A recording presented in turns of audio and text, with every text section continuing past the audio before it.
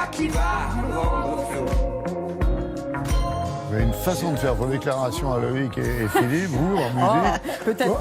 Laurence qui va tous. donner une fiche avec plein de chiffres. Alors, Ouais. à l'agenda cette année, attention, hein, Laurence, pas moins de 29 salons en avril dédiés au bio et au zen, 22 rendez-vous au mois de mai et 48 en septembre. Il y a de quoi Incroyable. faire pour les Français et les autres. Incroyable. d'ailleurs. Et si on regarde les agendas qui existent sur Internet, il y en a tous les mois. Il y en a tous les mois partout. Il y en avait la semaine dernière à Metz. Dans ces prochaines dates, ce sera Lyon, ce sera Bordeaux, ce sera Paris, ce sera des grandes villes, ce sera aussi des petites villes. Il y a un charme fou au bio, au naturel. C'est vrai. Je ne vais pas être très gentille aujourd'hui. Je voudrais juste pousser C'est bien, ça vous déjà changera. un petit cri d'alarme. Regardez les chiffres qui vont apparaître derrière moi. C'est une jeune femme qui est experte en tendance des cosmétiques et des ventes de produits cosmétiques et qui annonce et qui voit que s'annonce la formidable croissance des ventes de produits biocosmétiques, plus 43%. Ouais. Dans un marché qu'on considère comme étant atone, voire négatif, moins 0,2% pour les produits dits conventionnels. Il est en train de se passer une vraie révolution verte. Vous à l'aviez annoncé, hein, oui, mais à dès l'intérieur l'automne, de ça, il faut sans cesse redire que plus que jamais, le consommateur, nous devons être vigilants. Parce que quand on est une petite marque, De facto, on n'a pas ouais. forcément les moyens d'avoir accès au label. Or, quand il y a un charme fou, un engouement, on passe du blanc au noir, on veut se précipiter vers tout ce qui va s'appeler naturel, vegan, bio. Alors, on explique ça en clair avec cette jeune femme qui est experte en tendance, au sens large, et en bio. Et vous allez voir qu'on est dans un magasin hyper intéressant et tout à fait nouveau. Regardez.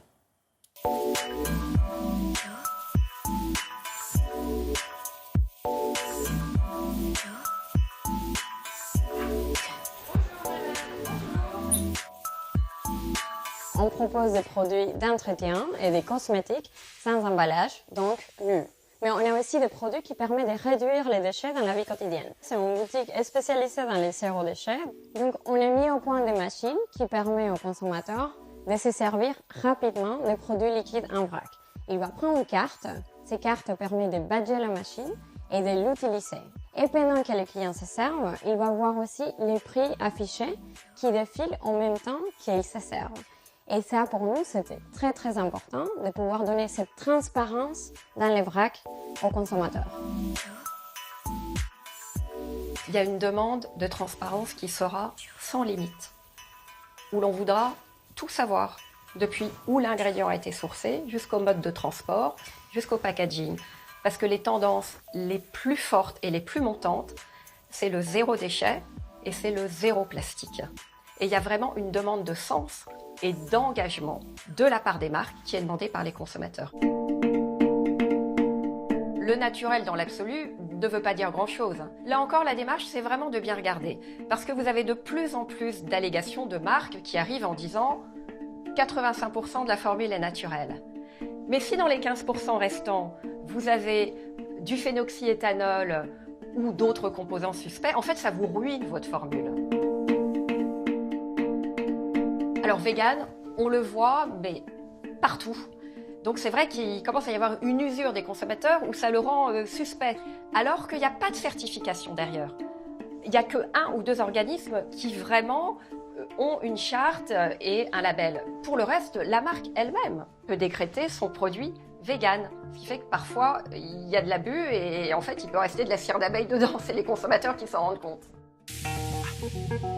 Alors, dans la jungle des labels, vous avez maintenant un seul label européen, depuis le 1er janvier 2017, qui s'appelle Cosmos, qui garantit aux consommateurs, par exemple, que 95% des ingrédients sont naturels et que sur ces ingrédients naturels, 95% du végétaux doit être bio. Ça a un coût qui peut être plus ou moins élevé avec des adhésions à renouveler chaque année. C'est pour cela que des jeunes marques qui se lancent n'ont pas forcément le budget tout de suite pour la certification et d'elles-mêmes, elles vont créer une charte qui peut être parfois aussi stricte qu'un label, où elles vont vous mettre très clairement sur leur site tous les ingrédients controversés, suspectés, voilà, et tout ce qu'il y a, tout le bénéfice de la formule. Alors, avoir un label bio, ça vous tranquillise, c'est une garantie. Ne pas avoir de label, c'est à vous de vous renseigner, d'aller regarder ce que raconte la marque. Et ça, c'est nouveau comme démarche. Et donc, tout est dit, non ? Exactement. Et à redire. C'est qu'on ne passe pas de blanc à noir. Il y a en ce moment, dans des salles de bain, des jeunes femmes qui sont sous le charme du bio, du naturel, qui font jeter complètement à leur mère de famille les produits dits conventionnels. L'affaire n'est pas si simple.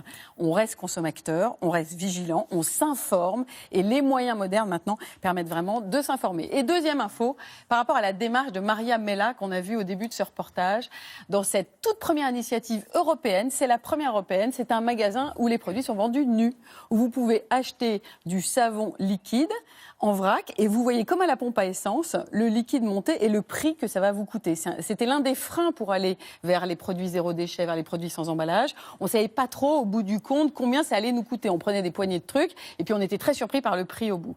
Cette facilité d'achat va contribuer à créer cette révolution verte, cet achat beaucoup plus conscient des produits cosmétiques. Merci beaucoup, merci d'avoir tiré la sonnette d'alarme. C'est normal, cette saison, on ne sait pas quelle cloche sonne.